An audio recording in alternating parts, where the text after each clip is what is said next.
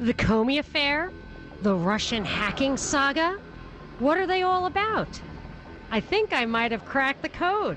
The Monica Perez Show starts now. This is Monica Perez, your libertarian voice on News 95.5 and AM 750 WSB every Saturday from 3 to 6. And this is a very joyful Saturday. People are pretty excited that the I-85 bridge has been restored. We may have to christen that the Basil Eleby Bridge. The Basil Eleby Overpass is back up and running. And people are super excited about it. I know there's still some glitches, lots of traffic, but it's a good thing. It's like a good Mother's Day present. Tomorrow's Mother's Day. And I have to say that my best Mother's Day memory was my first Mother's Day in Atlanta. I had little kids. One of my kids has Down syndrome. He's my oldest. So I had 3 kids in diapers for like longer than anybody. I had little toddlers just overwhelming me. So when your kids are little, weekends are not better. And I really wanted to do something nice for Mother's Day. But my husband, who was probably also overwhelmed in those days, kind of dropped the ball on that. And we had nothing to do and nowhere to go. So I was thinking, I can't stand in line for 2 hours waiting for a place to sit down with these little kids. Where on earth would not have lines on Mother's Day? I'm like, IHOP? No, IHOP's going to be loaded. Everything. And I had this brilliant idea. Hooters. I thought, who would take their mom to Hooters on Mother's Day? So we went to Hooters on Cobb Parkway. And, of course, it was totally empty except for a bunch of guys at the bar. And it was awesome, though, because they had plenty of room. There was no waiting. They had balloons, helium balloons everywhere, and Mother's Day desserts. Like, they were totally ready for us. All the waitresses were waiting on us. It was a totally great day. Thought it was a great idea on my part. And the hilarious part, though, was the legacy of that day was that for years after that, my little son, who I think was only 4 at the time, anytime we'd pass a Hooters, he'd say, Mom, you remember how nice those girls were who worked there? Like, remember, they're just so nice. And they were super, super nice, but I couldn't help but feel that, like, in his, even at 4 years old, his, like, male mind just thought, there's something about those girls I really, really like. So that was the Cobb Parkway Hooters, which I loved. But this year, I think I'm probably going to be around the corner at the Guardians of the Galaxy 2 premiere weekend. That's what that same kid decided that I would love for Mother's Day was to see Guardians of the Galaxy. And I will love it. I will love it. And that is right up my alley. So I hope you have a great Mother's Day weekend. We are going to have a great show today because so much has been going on in the news this week. And I have really been focusing on it and trying to figure out what is truly going on with the Russian hacking, what I consider to be a psyop, a psychological operation, this political theater that we're being exposed to. I think that I have really gotten some amazing insights into what the real objectives of that psyop are from like a policy perspective. I picked that stuff up from Clapper and Yates, James Clapper and Sally Yates on Monday. They had a hearing in front of the Senate. And I didn't hear anybody talking about what they actually said. And what I feel they did, and I'm going to play clips of this later on in the show, really develop it for you so you can hear it for yourself. But they highlighted 3 policy agenda items. Both of them separately, and I feel like it was definitely coordinated because these were the kind of 3 items, and they repeated them. One was increase federal influence and maybe ultimately control over elections. And then on Friday, Trump put out an executive order that I consider to be the first step in that.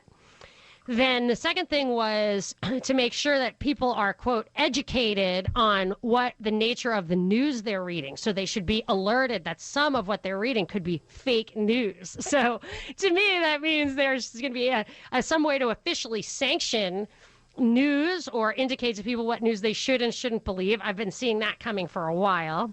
I've written about that. And then the third thing was Clapper called once again for the USIA on steroids. USIA was a Cold War propaganda arm where we went out to foreign countries and tried to present the U.S. in a good light and Russia in a bad light. Not, I understand in the Cold War, we were my family, super anti-communist. We loved Radio Free Europe. I think what Clapper is talking about is actually could be used against us. There's some reason to believe that they turn that stuff against us, the domestic audience. So I feel like those are the policy objectives of this Russian hacking psyop. But I feel like there are more, like this theatrical presentation is going to continue and have some real impact. I think we're going to, I almost wonder if it gets down to being as base as the election, the campaign, all the media circus from last year, which I called the election a reality show. There's a big hole in the mainstream media. There's no circus to televise. So what if Special Prosecutor Season 2, whatever, the election Season 2, the Special Prosecutor, or the impeachment Season 1, what are we talking about? This new reality show, this new circus even, real or manufactured, is something that's just going to feed the machine at the most base level. But then there are other things which a circus like that will distract from policies that might otherwise be unpopular, escalating war, for example. Or maybe it'll be an excuse for the GOP or a device from the left to keep Trump from instituting any of his campaign promises. And maybe he even wants that. Maybe he doesn't didn't really mean it, and this will give him cover. I mean, I don't know what his complicity in all this is, but I do feel like these are some of the things that might come out of such a circus. And I also can't help but feel this continued crackdown on our rights. The focus on surveillance has shifted from us wanting our privacy to people like Trump and others saying that the government actors are the ones who need their privacy, that surveilling them, eavesdropping on their conversations is like a violation of their privacy. But we should be in favor of that. We want to hear that. They should have to apply specifically on a case-by-case basis to keep things off the record and have a good reason for it, because there are agents. If you had a lawyer, you wouldn't want him representing you and then telling you he wasn't going to tell you what he said or did. Like, that's the wrong way of looking at it. And I feel like this Russian hacking thing is going to have a lot of different impacts like that. And it all started, or I feel like it got new legs. It got its second wind when Trump fired Comey on Tuesday in a very public way. The timing felt funny. I personally think there's a great excuse for the timing that nobody's really talking about. I'm gonna tell you what I think about that, but I want to hear what you think. What do you think the real reason behind the Comey firing was, and maybe the method and the timing? I mean, what do you interpret about it? And I'm not asking you to just go down the rabbit hole. There are absolutely opposing viewpoints on the left and the right. There are so many stories going around out there, and it seems like no real investigating. So I want to know what you think about what your gut tells you about the why and when of the Comey firing. 404-872-0750, 1-800-WSB Talk. You can tweet at me at Monica Perez Show. My producer Binkley here has some tweets, I think, on the topic. Do you have anything on point, Binkley, on this Comey or the when and why of the Comey firing? I do. I have one from Corey, California, who tweets that there might not be any real significance to Comey's firing, to be honest with you. Trump, he's an oddball who makes rash decisions, and Comey was an asshat who had it coming anyway. Well, that certainly covers a couple of the different ideas that I had. One was, I should say, the possibilities are that it was really that this Hillary email situation was handled poorly by Comey. The left thinks that the Comey was getting too close to connections with Trump on Russia. And some people think that it was just Trump being overly emotional. I think the Trump personality issue, or even the personality back and forth here, is going to be used to excuse stuff that does have a kind of deep state motive, that maybe the shadow government's encouraging certain policies like Syria, bombing Syria, escalating in Syria, that they're going to blame on, they're kind of exaggerating a Trump persona so they can use it to act like he's just a nutcase. You know, nutcase means no motive is an okay explanation, but it's never really an okay explanation. There's always a method to the madness. So these are the things I want to explore. We have 3 hours. We have till 6, so I think we're going to do it. But it's quite, there are a lot of nuances here. 404-872-0750, 1-800-WSB Talk. You can tweet at me at Monica Perez Show. Monica Perez on News 95.5 and AM 750 WSB. 74 degrees outside the studio, a 6 on the Mellish meter. Weekend weather is brought to you by Shoemate Heating and Air. We're talking about the big news of the week, the Comey firing. And I want to also talk a little more broadly about the Russian hacking saga. 404-872-0750, 1-800-WSB Talk. I'm going to Ron in Atlanta. Hi, Ron. You're on with Monica. Hey, Monica. We have to start connecting the dots here. Now, a couple of weeks before Comey got fired, Hillary Clinton crawled out of her hole and was talking a lot of stuff about the election, about how Comey was part of her not winning. Remember just a couple of days ago? Yes, right before that. Yep. Now she disappeared. You don't hear a peep out of her now. Because you know why? Because now she's afraid that her protection is gone.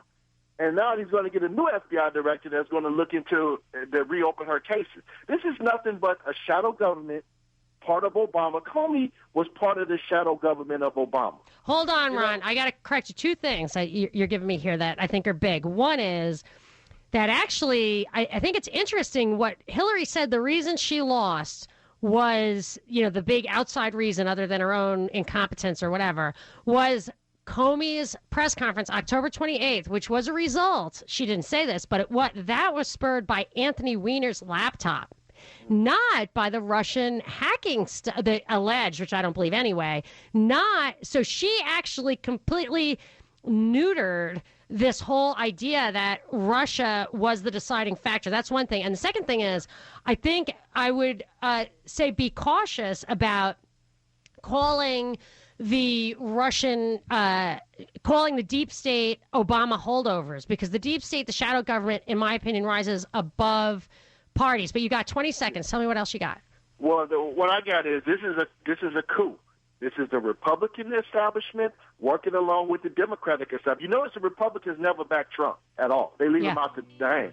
It's the They are trying to overthrow Trump. They're working together. Coordinated attack between a Republican Party and a Democratic Party. I agree that it's a coordinated attack. I think there's a chance that Trump is just playing a role and doesn't know or even care how he comes out. He was a wrestling guy. Maybe he doesn't mind being the villain. Laura, John, hang on. You're next. Great calls coming up. Or you can tweet at me at Monica Perez Show, 404-872-0750, 800-WSB Talk.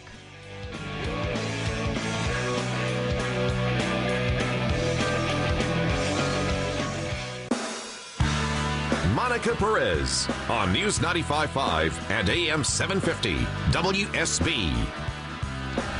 I am your libertarian voice on WSB, Saturdays from 3 to 6, and I don't just give you libertarian slant, libertarian viewpoint or perspective. I have a different view of the news a lot of times because I'm not stuck in the two-party paradigm where my party right or wrong. So I see the Comey firing as having these two sides. I actually coined a term last year, the art of ambiguity, where they take the media pushes stories, does not actually really dig in and give you facts and give you sources and tell you the real story, try to figure it all out. Like when you're watching cable news, it doesn't crack the code for you. It actually fosters this kind of either side could be right. So if you read the Wall Street Journal, you feel like Comey was fired because he was incompetent, and Rosenstein, the assistant or a deputy attorney general, wrote a memo to that effect. If you read the New York Times, you're going to be absolutely convinced that Comey was asking for more money and was getting too close to some smoking guns on Russia and the Trump campaign. I don't think either of those. I think those are there to create this conflict situation. And one thing that I did not hear coming out of the right at all, but it would be such a simple, easy explanation, would actually probably put an end to all this speculation about the timing. The real thing about the Comey firing is if he got fired right away, people would have understood as soon as Trump took office. But he didn't. So why this week? Why? Well, last week, so the Rosenstein memo says Comey, people don't emphasize this, but it says Comey broke ranks. He thought Loretta on May 3rd in front of the Senate, so 2 weeks ago, whatever, he said he thought Loretta Lynch was not competent or she should recuse herself or whatever. She was conflicted and he needed to go over her head. Well, what he should have done, the protocol would be go to Sally Yates, who was the deputy attorney general. But he didn't. He took it into his own hands. So Rod Rosenstein is now the deputy attorney general. And on May 3rd, Comey said, I would have done the same thing again. So all Rosenstein would have had to say is, this guy's insubordinate. I cannot do my job because I have the responsibility to exercise that authority. And if I have a subordinate who's going to go over my head, publicly stated that he would, I have to remove that person, whether I like him or not. And that would have put an end to it, in my opinion. And it's a totally plausible explanation. So why is nobody reads it that way? The drama is the whole purpose of this thing, it feels like to me.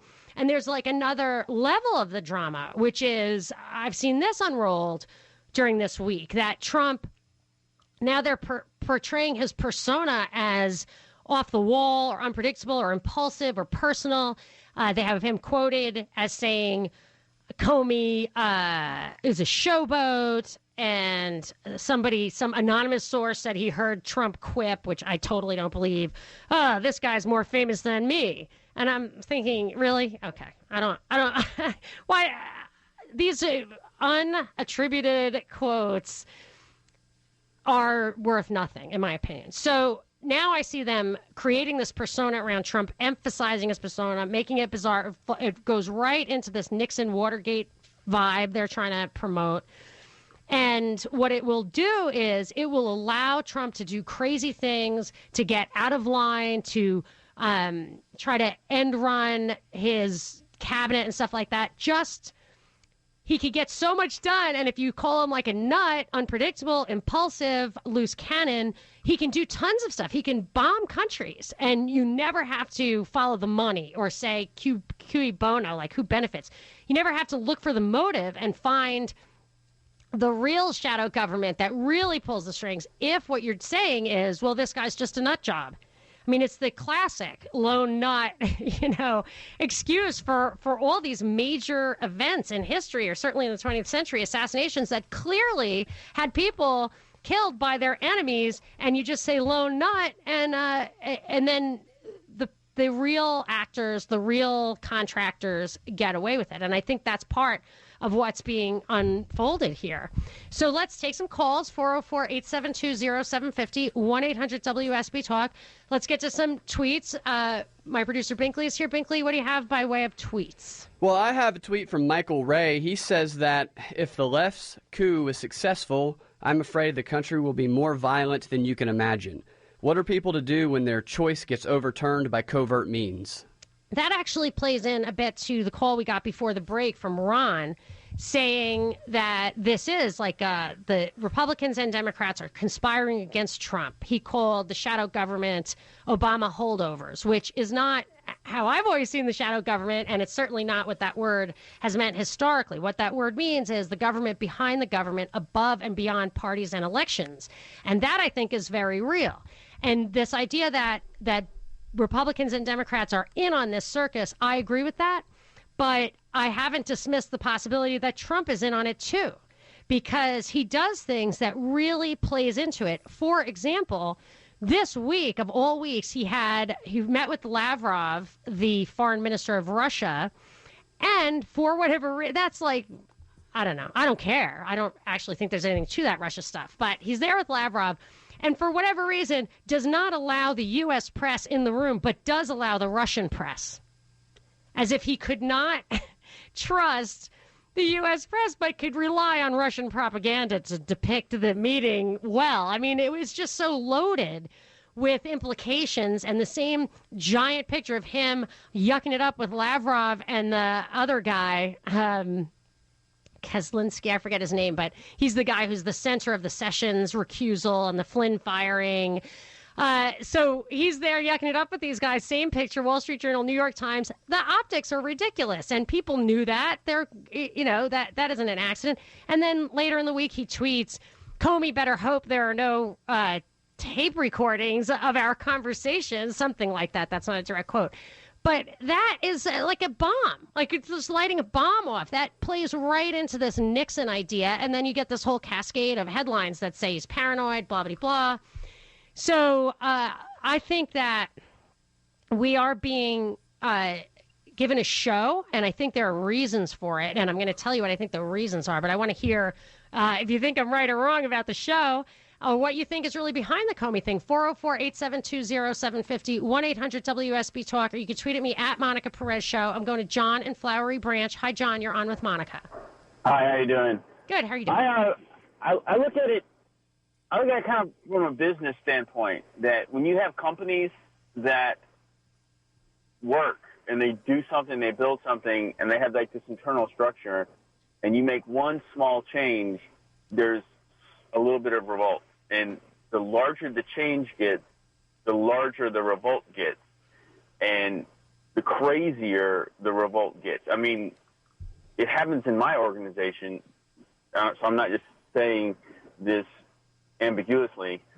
And it's interesting because people who don't want the change, usually they're protecting something that they're failing at or not doing right. So in this case, what do you think is actually happening? Oh, I think that everybody in the government, because like if you they call some CEOs hatchet men because they come into companies and they start looking at the numbers and looking at what the processes are, and they say, guess what? You're fired, you're fired, you're fired. We're changing this. We're not doing that anymore because that's really dumb. And then all of a sudden, everybody starts going, the really good workers start scurrying around and getting in line, right? They start tidying up what they've been doing wrong. I see, yes. But then everybody else goes, we've got to stop this. No, in this meeting, we're going to make up excuses and and we don't want to do this, and we're going to use the media to fight against this, and, all kinds of other things, So I just think America is just this large, gigantic company with many, many, many, many departments and a lot of people who have a lot to lose. And somebody's coming in from an outside perspective which is Trump, who has a different interpretation of what's done. So everybody's going, when he sees me doing X, he's going to think Y, Z, but Trump is seeing you do X, and he's thinking A, B, C. That's not right. Okay, so I guess it's like his perspective scares them. Yeah, and it's not going to be, your interpretation sounds like to me, it's not business as usual. And then there's also, you might have alluded to something I've noticed myself, is this idea of nailing a squirrel to the tree, which is if the squirrels are in your yard, digging up your yard, whatever, and you want to just get rid of the problem, don't just try to kill the squirrels, just kill one squirrel and nail it to the tree. And everybody else gets scared off. I remember when I was in investment banking, one of my office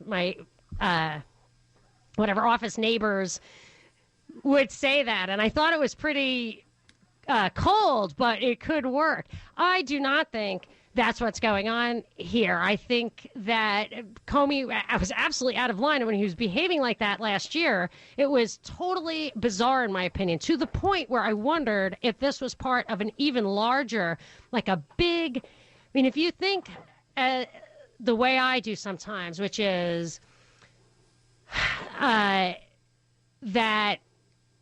we really are being put a show. There's a show being put on for us, that that we have virtually no control, that the powers that be own all the candidates. You could never get ahead and survive. if you weren't willing to play ball, specifically in this case, bomb Syria. I think that was the number one thing, and there's lots of other stuff too.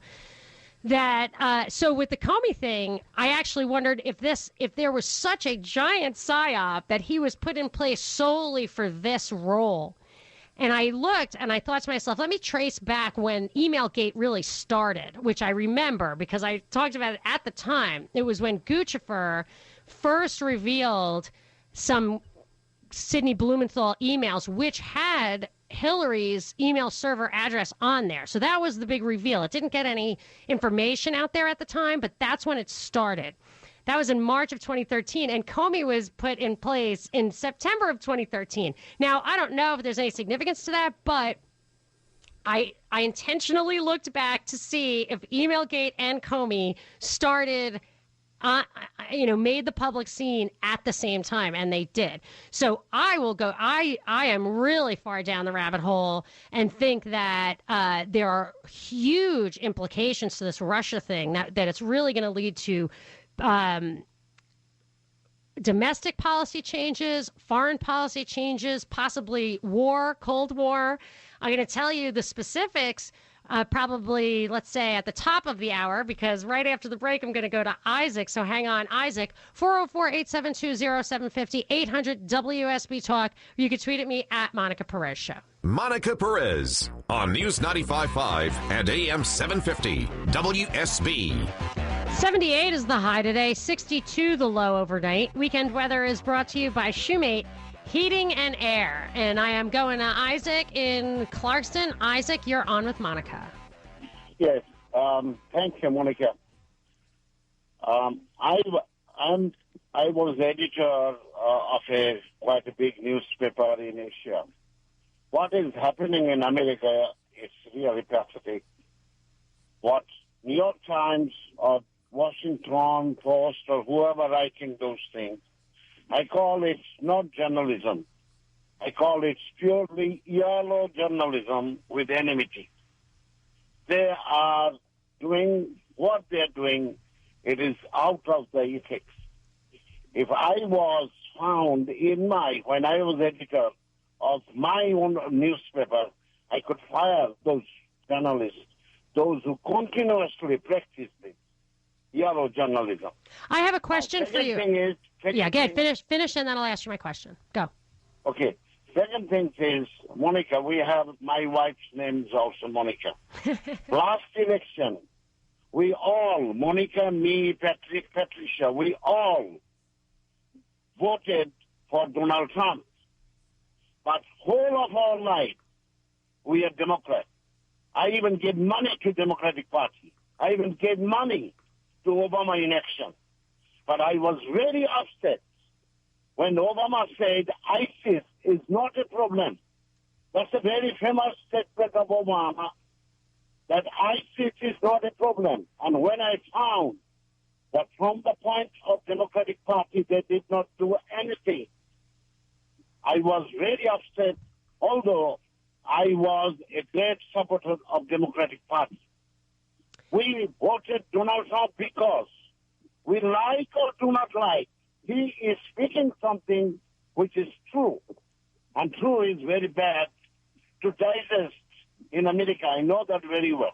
Well, I think that he did speak a lot of truth on the campaign trail, but I feel like whether intentionally or unintentionally, he's going to be totally derailed. I also think the yellow journalism is not just the animosity from the left, but the deliberately ambiguous reporting on the right. I see this thing as a circus that's being generated by left and right, maybe together. Tweet at me at Monica Perez Show.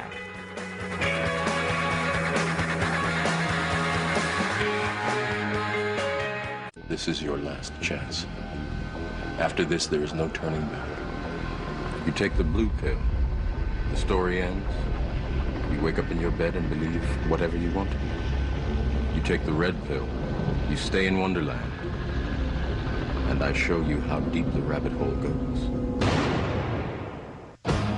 This is Monica Perez, your libertarian voice on News 95.5 and AM 750 WSB every Saturday from 3 to 6. And it is a big weekend. I-85 is opening up again, and tomorrow is Mother's Day. So happy Mother's Day to y'all. And I have a very lazy hobby. I make craft cocktails. I try not to overdo it. They're not super boozy, but they are super tasty. So I like to identify a good one for a holiday here or there. And I have a great one for tomorrow. I just posted the recipe on my website, propagandareportdaily.com. It's called Long Live the Queen. Perfect for Mother's Day. It's an award-winning recipe from Atlanta's, my favorite restaurant here, one of them anyway, Echo. And it's super delicious. So if you want to make your mom something special and beautiful, check that out.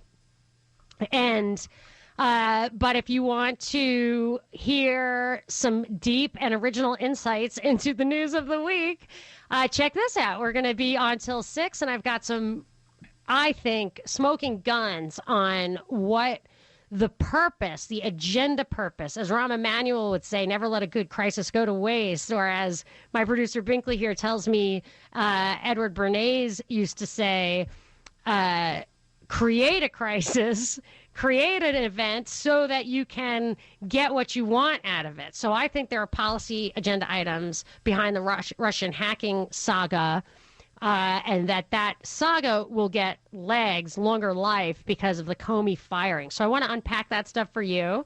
I first get to a call, 404-872-0750, 1-800-WSB-TALK, and then we'll get to some tweets at Monica Perez Show. I'm going to John in Alpharetta. Hi, John. You're on with Monica.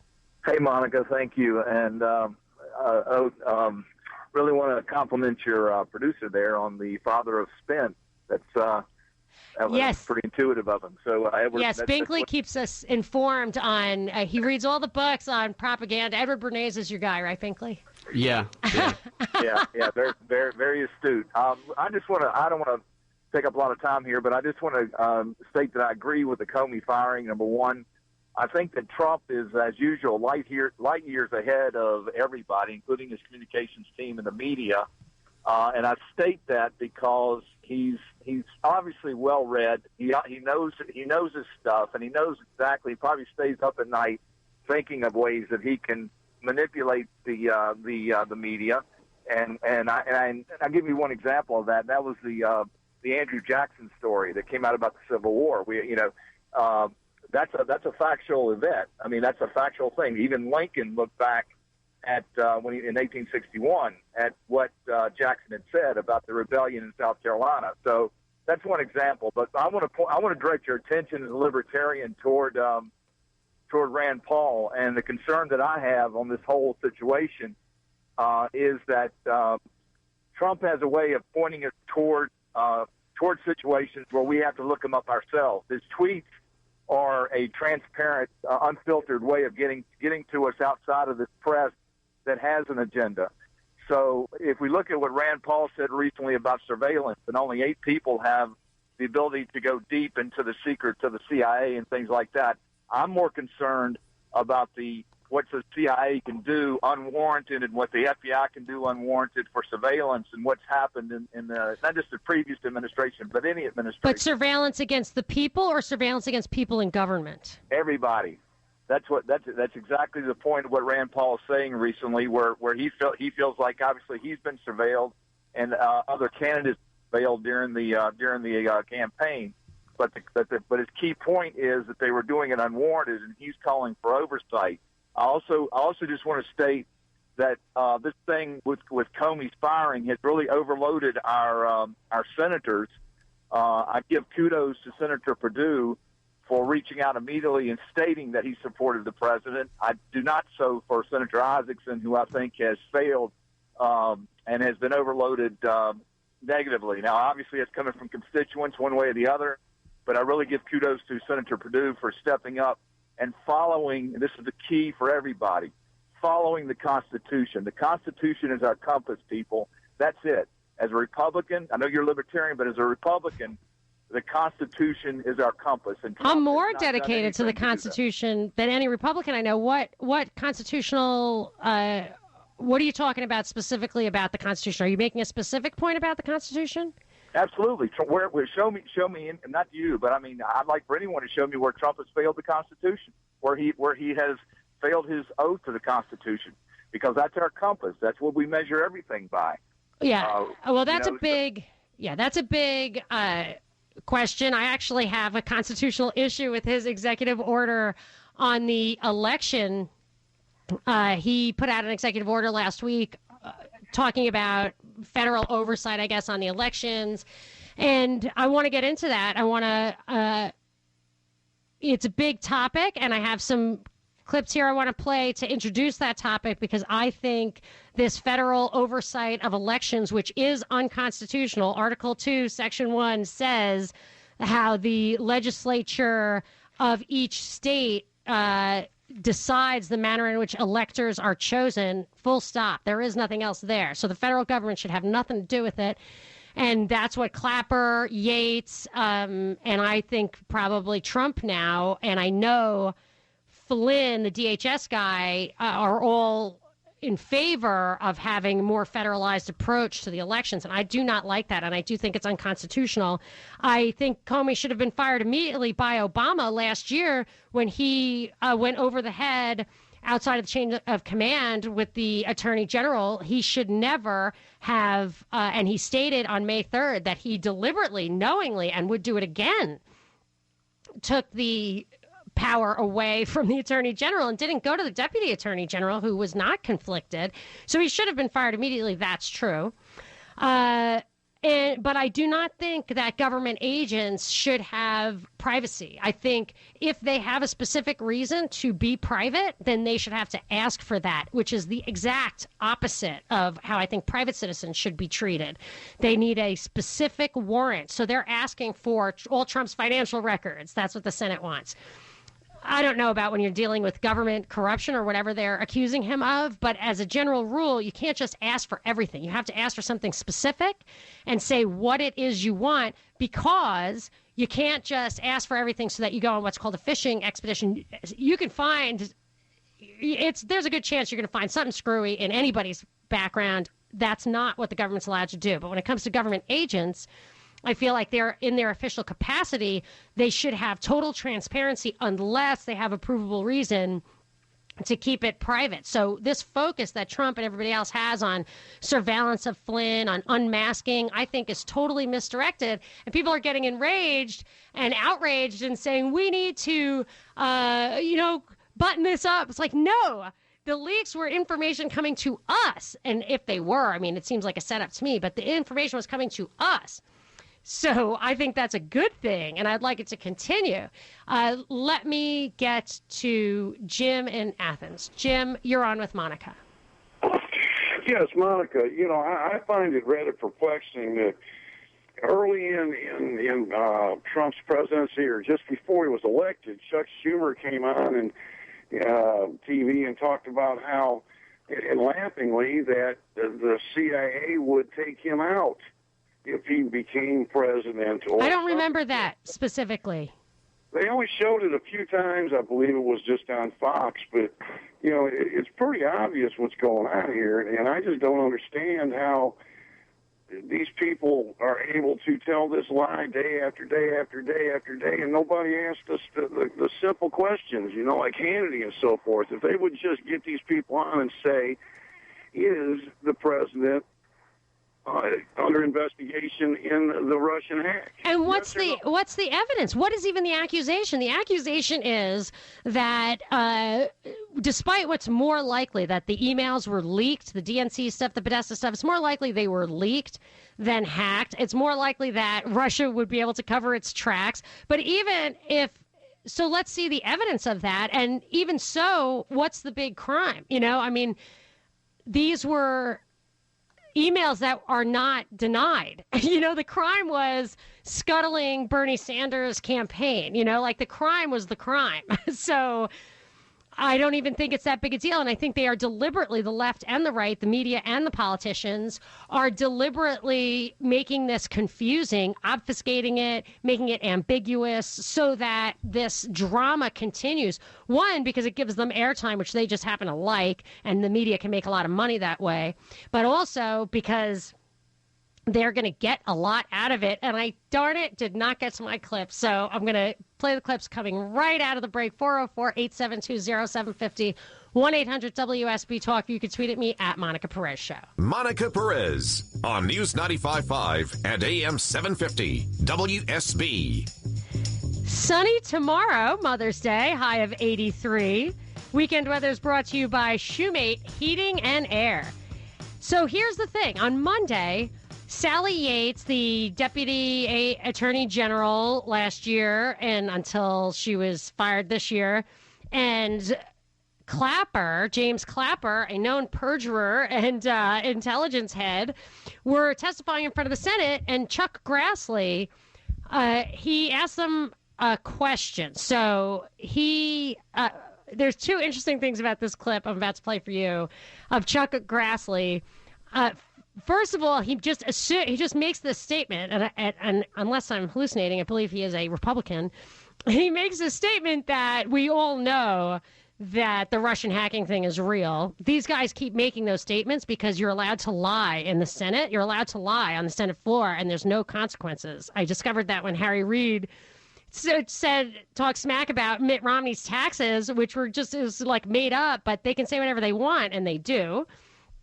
And then he also tees it up for Yates and Clapper to tell us the policy that we're going to get crammed down upon from this, what I consider to be manufactured crisis. So let's hear clip one. The fact that Russia tried to meddle in our democracy is obviously an affront to all Americans. We have to punish Russia, and we have to deter all nations from these shenanigans. Do you two believe that the government's response so far has been enough to deter future attacks of this kind? And if not, what else would you think we should be doing? So there are just so many things annoying about that clip. First of all, what is Russia? Russia. It's a rapper. Isn't that what you get, like the yogurt stuff at the Indian restaurant? Yeah, it's ethnic. But I mean, anyway, I think he meant Russia. And he said the fact that Russia is doing this stuff is an affront to all Americans. Like, just throws that out there. And they all did it. Like, I watched hours of testimony of Yates, Clapper, Comey from last week. And everybody just gratuitously throws out there, just these accusations about Russia. Isn't it? Hopefully I can get to more of those. But what this guy is doing, what Grassley is doing, is he's teeing it up for Yates and Clapper to tell us the agenda. So on Monday, when I first heard this, I was like, I don't care what happens this week. Nothing could possibly happen this week that's going to scoop me or like Trump. This story, this is what I'm doing on the show, because I have been wondering what the Russian hacking psyop was about since the beginning, because Obama teed it up with those weird sanctions around Christmas time, and I was like, why is he doing that out the door? It's obviously to provoke a reaction. And then what you're about to hear next, I think, is the real agenda that's on tap for this Russian hacking. I also have some great calls. Maurice, John, Corey, hang on. I want to get your take on it. 404-872-0750, 1-800-WSB Talk, or you can tweet at me at Monica Perez Show. Monica Perez on News 95.5 and AM 750 WSB. I am the Libertarian Voice on WSB, Saturdays from 3 to 6. Trying to give you a little bit of a deeper perspective, maybe a more objective perspective on the stories that there seems to always be a tug of war between, let's say, Fox and CNN. The left and the right and the media and the government, and I think they on purpose deliver this stuff ambiguously. So we're talking about the two ways to think about the Comey firing, but I actually think that is the kind of secondary story from this week. I might be the only person who thinks that, but for what I thought was more important was the Senate hearings on Monday with James Clapper and Sally Yates, where the clip I played before the break just now was Senator Chuck Grassley saying we need to punish Russia for what they did, which, of course, I don't even think they did anything. He certainly hasn't proven that they have. But he asked them, he kind of teased up this question to Yates and Clapper, have we done enough to deter future attacks of this kind? And if not, what should we do? Just lay it right up for him. And so Sally Yates and James Clapper, saying it in different ways, basically enumerate the same three policy suggestions, advice. So I'll let you listen to Sally Yates, and then I'm going to take some calls, and we'll do the Clapper one, 404-872-0750, 1-800-WSB-TALK, or you can tweet at me at Monica Perez Show. This is Sally Yates answering Chuck Grassley, what should we do? Clip 2. I think they're coming back, Senator, and I think that we have to do a whole lot more, both to harden our election systems, our state election systems, to ensure that folks out there know when they're looking at news feeds that it may not be real news that they're reading. I think that we have to do more to deter the Russians, and it wouldn't hurt to prosecute a few folks, but I don't think we should kid ourselves that we'll be able to prosecute our way out of this problem. So she's telling us to harden our election systems. So that's a federal, this is the Senate. So she's telling him what the federal government should do. Then she wants to make sure there's a way to tell people when they're looking at news feeds that I'm just going to say she does not approve of, because who's to say? Whose judgment are we going to use to warning fake news? And then she said, we have to do more to deter the Russians. We can prosecute a few people, but that's not going to be enough. We need to do something else. Actually, let me just wait one more minute on the calls and play you the Clapper clip, because it really emphasizes what Sally just said in different words, which to me is like your classic advertising method, or if you read a self-help book, they say the same thing in different ways repeatedly, and by the end, it's in your head. So let's hear Clapper, clip 3. Okay, Mr. Clapper. Well, as much as I love congressional hearings, I think there is a useful purpose, sir, because I think the most important thing that needs to be done here is to educate the electorate as to what the Russians' objective is and the tactics and techniques and procedures that they have employed and will continue to employ. And I predict it'll be against all the parties.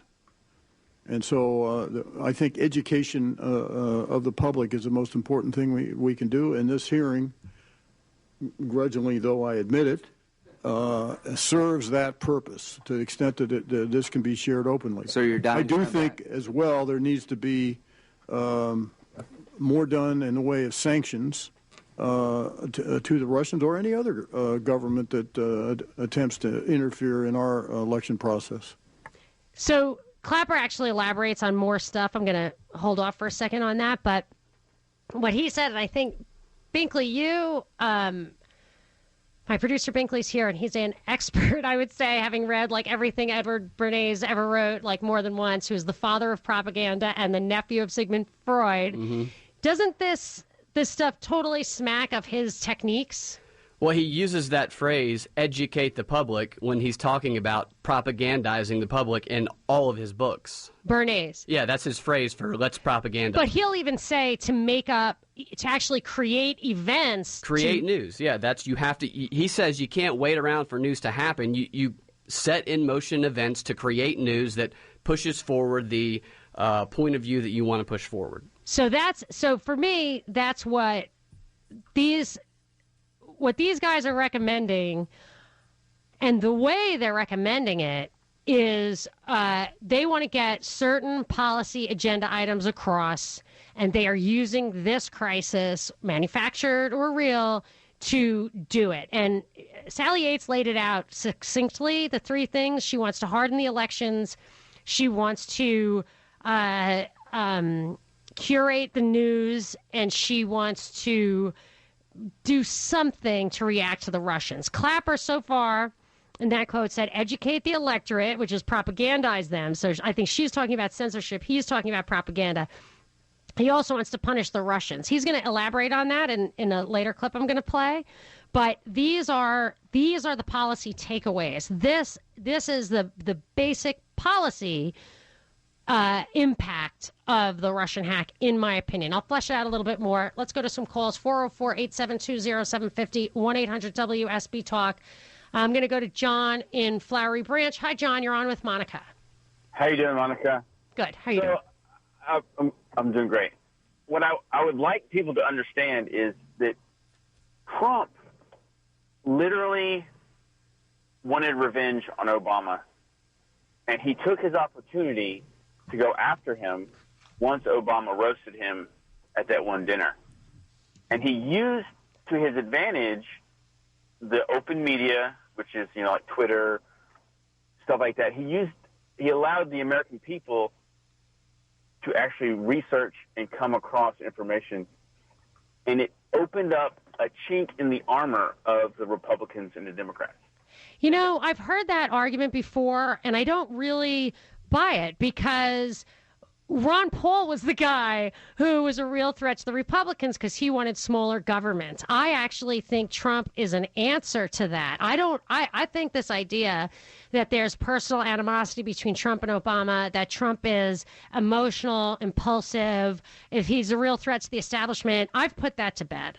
To me, once he bombed Syria, it was very clear, and the way he's going about, the way it looks like his agenda is easily derailed, is not being effectively rolled out. If he actually went in and shook up the system, the proof would be in the pudding. But I don't think that's how it's happening. And I even think, like the Twitter thing, I'm like the only one who I've heard say this. I don't think he's just popping off on Twitter with nobody looking. I don't believe it. I think this stuff is crafted. I actually read an article years ago, or was written years ago. I've read it several times since then, a Mother Jones article that figured out where his tweets were coming from and determined that it was unlikely he was actually tweeting. Now, it could be that he's saying stuff and somebody else is tweeting it, but that person is just a conduit, a vehicle. I don't really buy that. I don't. I mean, I gave it the benefit of the doubt for a while, but I just don't see it unfolding that way. Maury in Atlanta, you're on with Monica. Maury or Maurice? It's Lori. Oh, Lori. Hey, Lori. Hey, Monica. How are you? Good. What you got? I wanted to say that my opinion is that Trump fired Comey because he thinks he is the leak. He thinks he's the one, after he watched the hearings and things came out that were only supposed to be between him and Comey, I think he decided that he was the leak, and so he got rid of him. What makes you think that? I haven't heard that before. Just your hunch, your gut? No, I read a lot, and it's I read some stuff that Trump said that he thought that it was only supposed to be, he had that dinner with him, and it was only between those two, and then all of a sudden the stuff started coming out. It's very weird, because I noticed the sources in a lot of these articles said a close confidant of Comey, or Comey told a friend of his. I'm like, that is the weirdest way of doing a source. It's hearsay, it's third party. Right. That's an interesting underlying idea. And I will say, it seems that there's a lot of, there are these big, Comey got fired because of Emailgate, or because he got too close to Russia. So those are the big headlines on Fox and CNN. And then I feel like there are these little sub-headlines that we're supposed to pick up on also, that try to puzzle through what's really going on. I am still of the opinion, and I know I am now possibly a minority of one, that this stuff is theater, that maybe even the actors, Comey and Trump, are improv or don't even know, but that it's serving a purpose, an intentional purpose, and a purpose that I am identifying as these policy issues, and then some bigger picture stuff I want to get to about how it's going to impact kind of the world and the country going forward. I think so. I don't think it's as simple as that, but I appreciate the idea. I'm going to go to Arthur in Stone Mountain. Hi, Arthur. You're on with Monica. Monica. Hey. Yeah, isn't it shouldn't we be investigating our own government for interfering in Israel's elections? Trying to, when did we? I mean, I would be surprised if we didn't interfere in Israel's elections. Came over there and spent something like $230,000 to influence the election against Bibi Netanyahu. We tried to influence against Netanyahu? Are you saying like an Obama thing? Correct. What about, doesn't Israel affect our elections? Don't they all kind of kiss the ring of IPAC? Everyone's doing it to everyone else. Yeah. So, yeah. I know that was something I was thinking. I was like, is it just Russia you have a problem with? I mean, what about the other the UK for sure? Some people think that our central bank basically is an arm of the City of London, that we are really deeply entrenched in doing other people's bidding for them. Why is Russia a problem?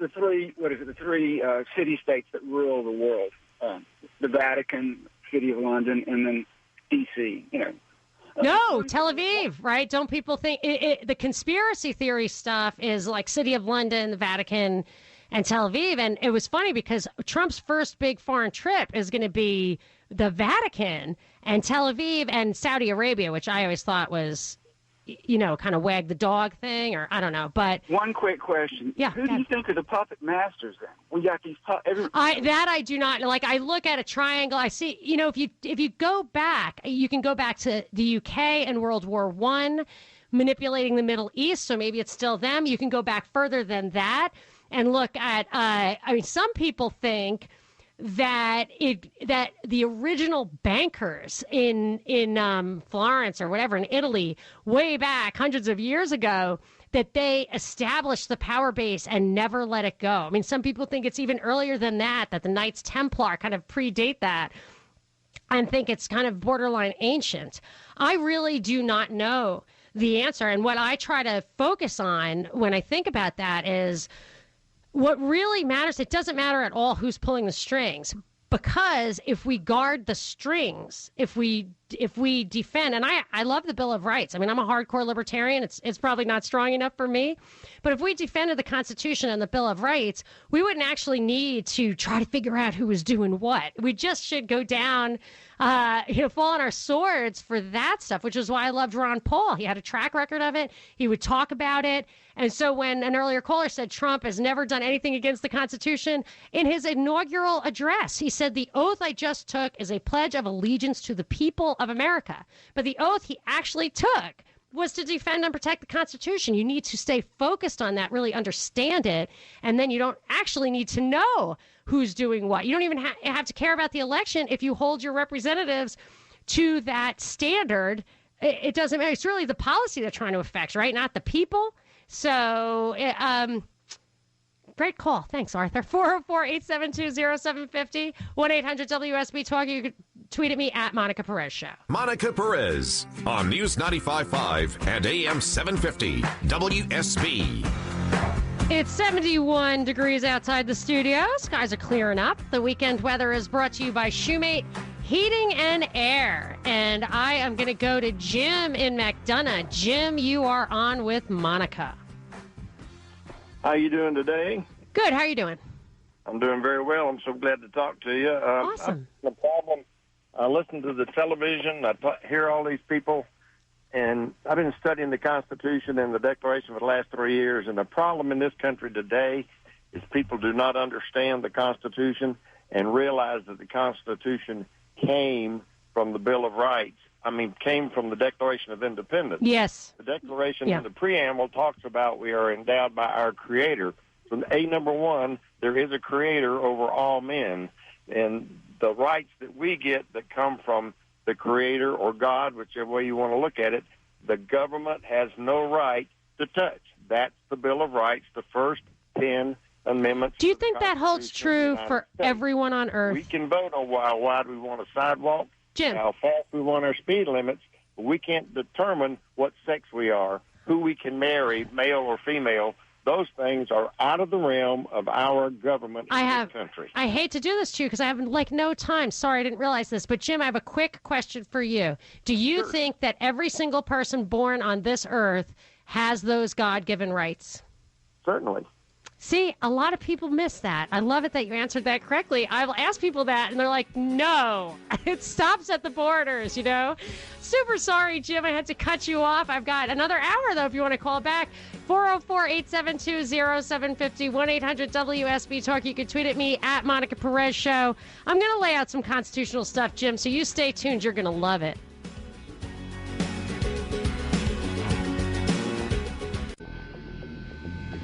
Please.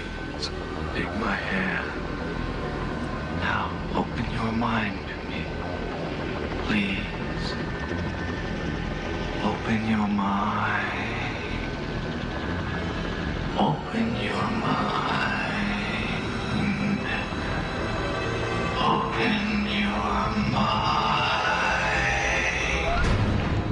This is Monica Perez, your libertarian voice on News 95.5 and AM 750 WSB every Saturday from 3 to 6.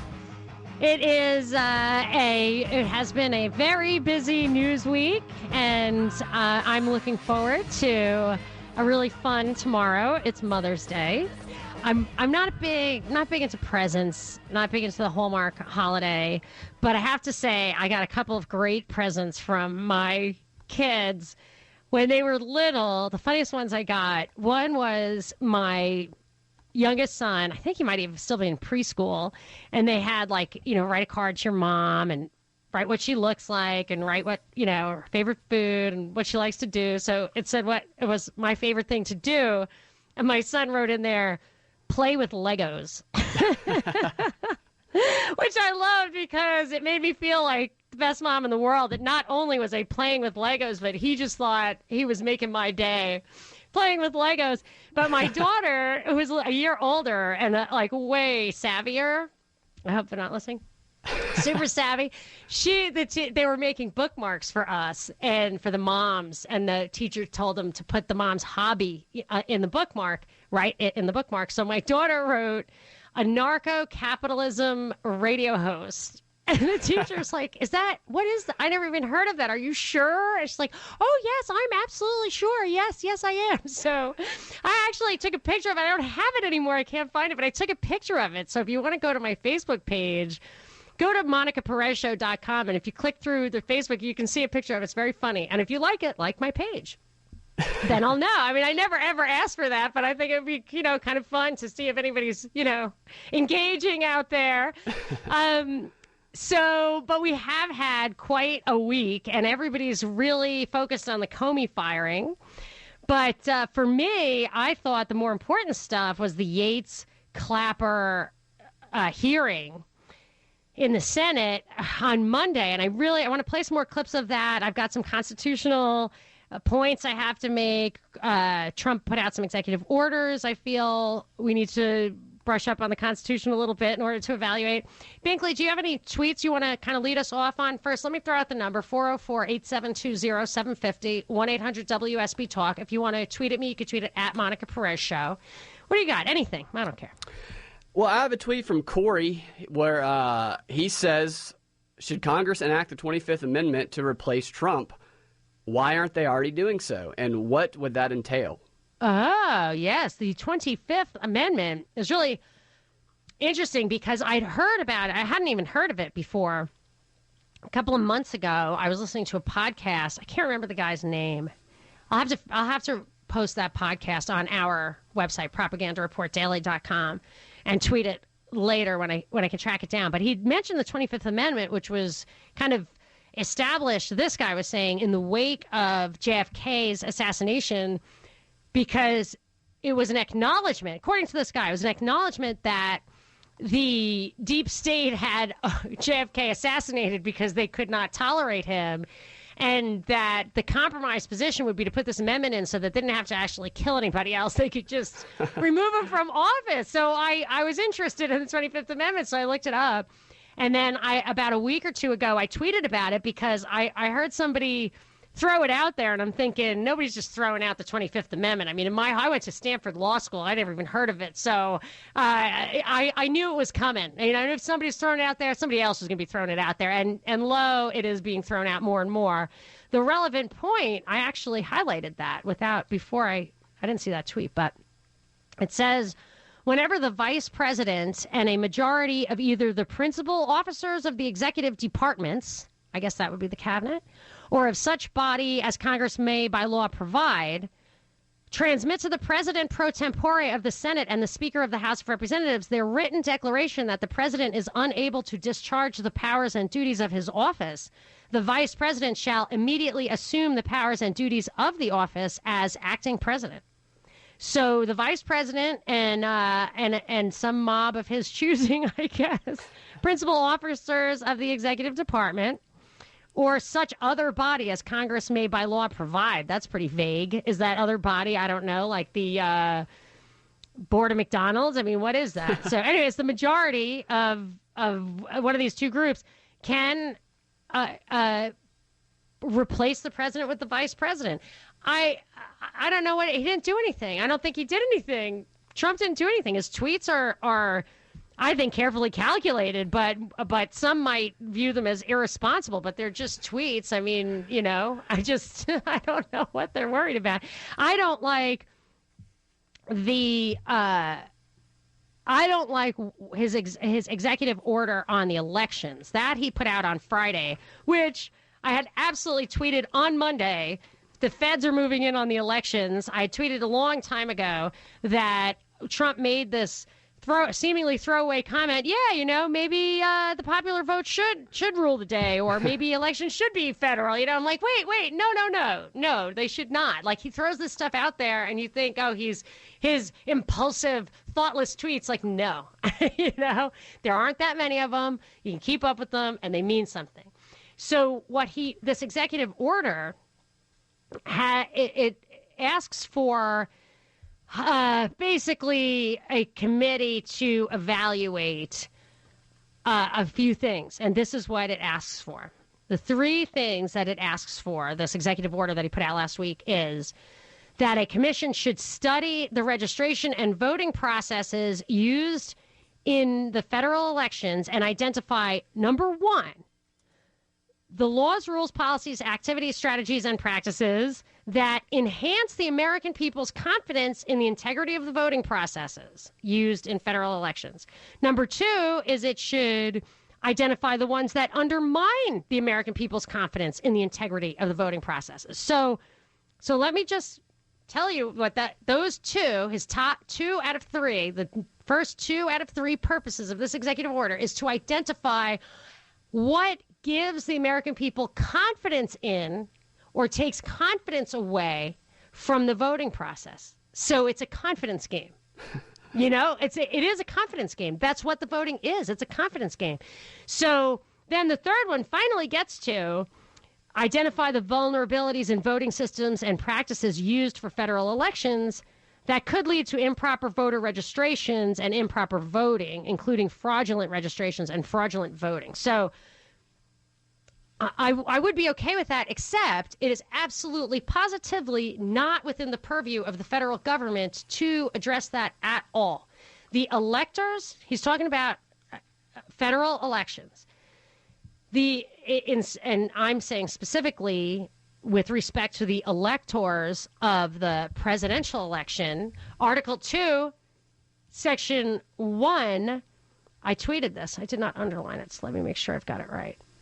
Yes, it says, Article 2, Section 1, each state shall appoint in such manner as the legislature thereof may direct a number of electors equal to the number of senators plus representatives, blah, blah, blah.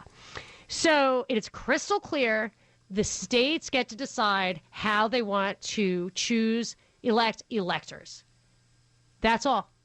And if they want to choose, I honestly, according to this, the only other stuff in the Constitution that talks about voting is some of the amendments that talk about you can't discriminate on the basis of age, gender, race. You can't have a head tax, which is like a poll tax. You can't just charge somebody if they don't. You can't disenfranchise people because they don't pay taxes. But you could choose it any way you want. So if California wants to throw away its electors on the choice of illegal immigrants, it's a states' rights issue, honestly. So I don't like federal interference in the elections, but that's what's coming, and that's what we heard earlier in these clips. I'm going to play you a couple of more. I wonder if I have. Let me just take a call real quick. I'm going to Anthony in Snellville. Anthony, you're on with Monica. Good afternoon, Ms. Perez. Yes, ma'am. It's more like a couple of comments, really, more than questions. Yeah. Particularly a comment concerning Maxine Waters. How can she say that it would have been okay if Hillary Clinton was president? It would have been okay if she fired Mr. Comey. But it's not okay for President Trump to do it. And number two, I said from the beginning when Trump first took office that Comey has to go, and he should have fired him right then and there. And I'm okay with Trump firing Mr. Comey. That's my comments. Awesome. Thank you so much, Anthony. I totally agree with you. He should have been fired immediately. Obama should have fired him. It was outrageous that Obama did not fire him. You know who else should have fired him? Loretta Lynch, except for that he saved her butt. He stepped in. She was going to have to decide what to do, and he said, she's conflicted. I'm in control here, But he could have gone to Sally Yates. He absolutely broke ranks. And if they just said that right now what happened was Rosenstein, whose authority Comey basically said he would not respect. On May 3rd, Comey said if he had to do it over again, he would have. That means he did not go to Sally Yates, is what he was supposed to do. Today's Sally Yates is Rod Rosenstein, who made that memo. This should be a nothing burger, but nobody on the left or the right or the media or the government said what I just said. And it should put the whole matter to rest. Thank you for the call, Anthony. 404-872-0750, 1-800-WSB Talk. You can tweet at me at Monica Perez Show. Monica Perez on News 95.5 and AM 750 WSB. High today of 78. Tomorrow's high, 83. Weekend weather is brought to you by Shoemate Heating and Air. And I'm going to go to Charlie in Smyrna. Hi, Charlie. You're on with Monica. Hey, Monica. How are you? Good. How are you doing? Not bad. Hey, I just was hearing you talk about the President Trump's executive order on reviewing the election process, and you sounded more concerned than I thought. That I took from the executive order, what I understood was that he was just getting a group of secretaries of state from various states to study the process and then come up with a report about positives and negatives for voter registration. And what's the point of it? Yeah, well, you sound. What do you think the point is? Oh, I think to make sure that some of the states that are issuing driver's licenses to illegals, there's not an easy path to register than to vote in elections. I understood it from listening to at least one of the secretaries of state this week that they had requested access to some of the people who were listed here legally but not a resident. And they were denied access, I think, in the past administration from getting access to cross-check that against their voter rolls. Well, in California, I remember distinctly that they would, when you get your driver's license there, you have the voter registration behind it. And I personally knew numerous immigrants, not citizens. I don't think they were illegal, but no, not illegal, but not citizens, immigrants, who told them I can't vote. And they said, oh, yeah, just fill it out. You can. So it's no secret to, it's a policy. It's a statewide policy. But when you head down this path, I mean, this is just the first step. Yes, it isn't. Trump didn't just nationalize the elections, although Jay Johnson did, against the wishes of the secretaries of state, and the majority of them, even to this day, he called it critical infrastructure, and then that puts it, ultimately under the control of the feds if they call an emergency or whatever. And the Department of Homeland Security head now, Kelly, said he has no intention of rolling that back. And then Clapper on Monday, which I'll play for you after the break, said he fully supports that designation. So I think even our own Secretary of State did not like federal interference in the elections in trying to figure out the voter registration rolls. It's really a states' rights issue. Maybe he's trying to figure out best practices, but they have an association. They can share practices themselves. I think it's a slippery slope, and I think I know where they're headed. I'll tell you more about it after the break. 404-872-0750, 1-800-WSB-TALK, at Monica Perez Show. Monica Perez on News 95.5 and AM 750 WSB. I am the Libertarian Voice on WSB, Saturdays from 3 to 6. And this has been a big news week.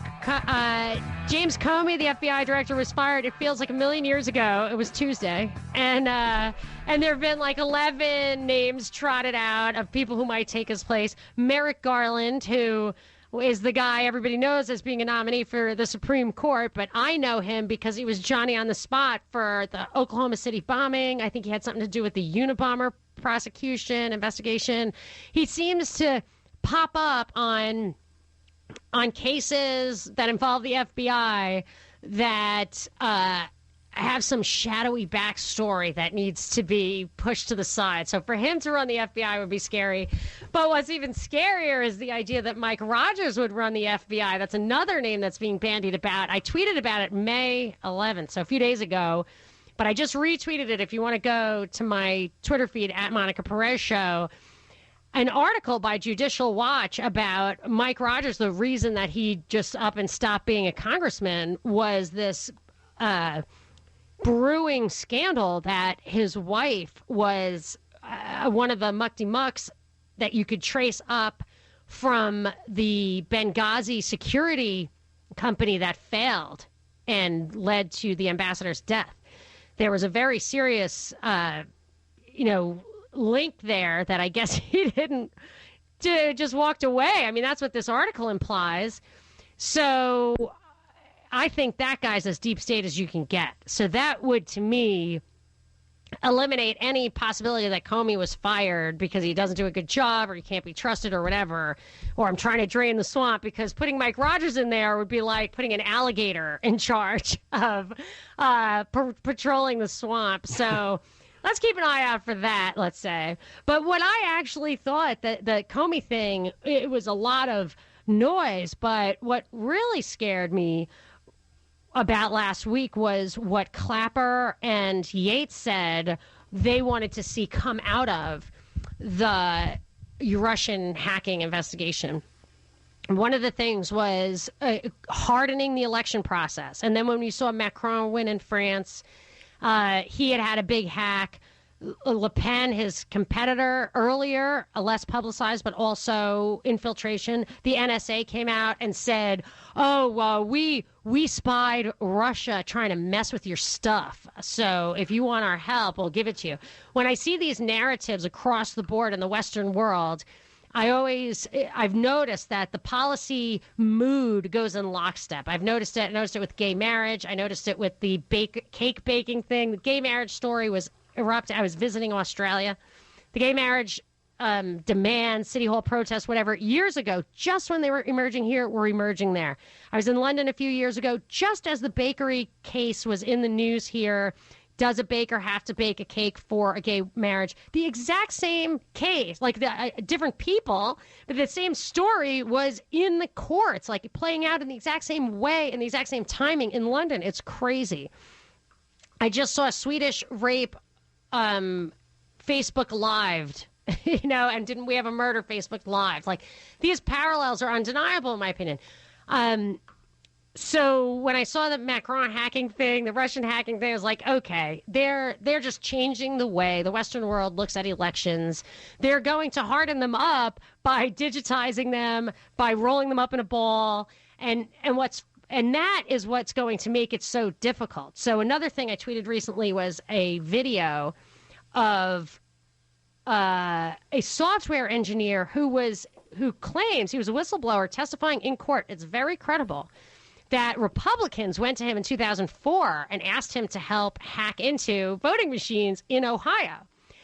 Now, if you have 50 different guys you have to go to for that, it's going to be harder to control an election. But if you centralize it, it's going to be easier. So even Comey himself said several times last year, this year, that the reason Russia couldn't actually hack our election was that, and to quote Comey, he used words like, our system is a hairball, our system is clunky. He said our system is such a decentralized mess. And I believe like maybe Brennan or Clapper, somebody put out a memo saying just that. It's such a decentralized system that you could never really hack it. But once they centralize it, you will be able to hack it. And it won't be Russia who's hacking it. It'll be whoever's in office is going to be the one who's going to hack it. So that's why I'm afraid of that. And I want to play a few more clips of how deep these policy reactions to the Russian hack may get. Let's start with clip. Now this is Senator Klobuchar asking James Clapper some questions. It's clip 4. What about our election infrastructure as we move forward? As you said, one major thing we need to do is to educate the public. And I'm very concerned while we have different states have different election equipment.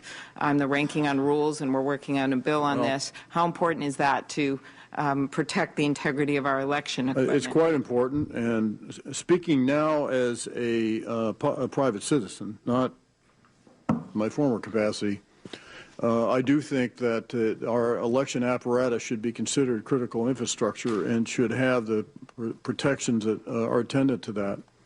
A lot of states pushed back when Jay Johnson, Secretary of Homeland Security, engaged with state election officials about having that designation and having the federal government interfere in their election process. But as a citizen, I'd be concerned with doing all we can to secure that apparatus. Part of the attended to the intelligence community assessment that we put out, DHS put out a paper on best practices as an advisory on how to secure election apparatuses at the state and local level. See, what I don't like about that, first of all, it is designated as critical infrastructure. Jay Johnson tried to do it, and the secretaries of state pushed back, and he did it anyway. So that was a little misleading. And Kelly, the current Department of Homeland Security head, the secretaries of state asked him to de-designate it, and he said no, or I don't think so, or whatever, no intention of doing that.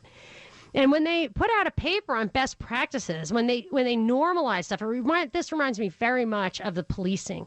You do not want your policing at the federal level, even if simply the idea of 2 layers for the policing makes sense. Like if the feds want to come in and rub somebody out for political reasons and make it look like a murder, the local cops might discover that.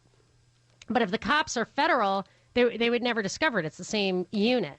So you want to have that. And the same thing here. Like if you put elections, if the feds tell you what systems to use, how to use them, they are going to know how to get around them. What you want to do is not tell them. You want them not to know. What you really want to do is give everybody a piece of paper, let them write it down, fold it up, put it in a shoebox, and then everybody walks down to City Hall, watches it get counted, and write it down on another piece of paper. Take a picture of it with your phone. I mean, absolutely. It's so simple that the closer it is to you and voting in your neighbor's house, the better, in my opinion. So that's what he said about that. But it gets there are 2 more agenda items. It's hardening the elections, but it's also propaganda, censorship, stuff like that. So let's hear her follow-up question, clip 5. Very good. Do you think we're doing a good enough job now, back to the propaganda issue, in educating our citizens about this? No, we're not. And the other thing we don't do well enough is the counter-messaging. And how would you suggest we could improve that? I would be for, I've been an advocate for a USIA on steroids. Okay, so just to interrupt for a second. He's asking, Binkley's laughing because it's the USIA was like the Ministry of Propaganda during the Cold War, and it was disbanded in 1999. And what it did, so he said basically, we're not censoring the news enough and we're not propagandizing enough. And the USIA, look it up on Wikipedia, it went and pushed information out to other countries and deliberately try to sway them our way, influence their elections. I mean, is that why are we laughing, Pinkley, saying that because it's so crazy? I mean, he's just saying we just need to really amp up the propaganda we're putting on towards the American people. Well, now, the USIA, I believe, was outward-looking towards the foreign audience. However, if you look up the Smith-Mundt Amendment, which passed, I think, in 2013, that it's complicated how it works. That's just a small piece of it, the Smith-Mundt thing.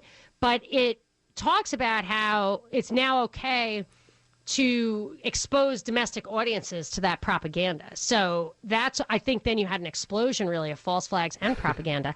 But he doubles down on it, Clapper does, here in clip 6.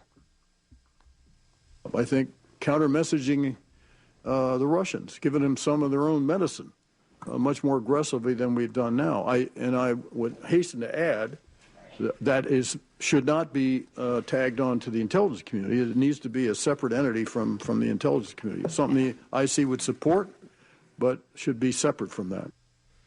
So he wants a dedicated ministry of propaganda, is how I read that, Binkley. Is that what you heard? That's what it sounds like to me. So this, I was just like on Monday, I was like, oh my gosh, they're laying it all out at Crash the Code on the Russian hacking.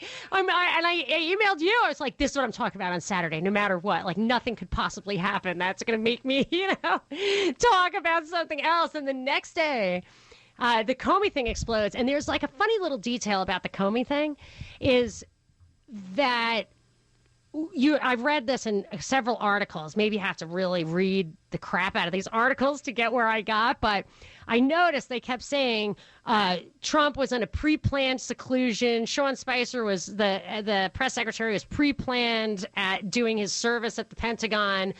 There was, nothing going on purpose. No one could have ever expected that Trump would just drop this bombshell about Comey at this time. But what's funny about it is on Tuesday when it happened, an old reporter I was listening to, I don't know who it was because it was on the radio, but he said, oh, it's so funny because, when you're in this business long enough, when the schedule's clear, something big's coming. So I was walking around saying, hey, man, what's going on? What's coming? What's coming? And it was just so funny because they'll say these things. It was like when they were watching 9/11. It's like, man, that looks like controlled demolition. I don't know. So they just, the reporters look and they're like, that looks funny to me. And then they say it and then, it goes over everybody's head. But there you are with this strange coincidence that that the reporter noticed there was a big hole in the schedule, and then this bomb is dropped, and Trump is disappeared, the press secretary has disappeared, and the story is no one could have guessed that there was a big bombshell coming. It's like, well, actually, yes, that the clearing the decks was in anticipation of the big bombshell, which was for sure on purpose. Anyway, wrapping it up after this. Hang on if you're on the phone. Or you can tweet at me at Monica Perez Show. Monica Perez on News 95.5 and AM 750 WSB. I have 87 Monday as the work week begins, but that could change. So stay tuned to WSB for weekend weather brought to you by Shoemate Heating and Air. So we've been talking about the Comey thing, and I feel like that was drown out Clapper and Yates calling for hardening the elections. And then on Friday, Trump put out this executive order about getting the feds involved in advising on the elections. I just found buried in my notes. I looked for it because I thought Comey said something about this May 3rd. Like he said something a little bit off script. Let me read this to you. I wish I had the clip. He said somebody was asking him about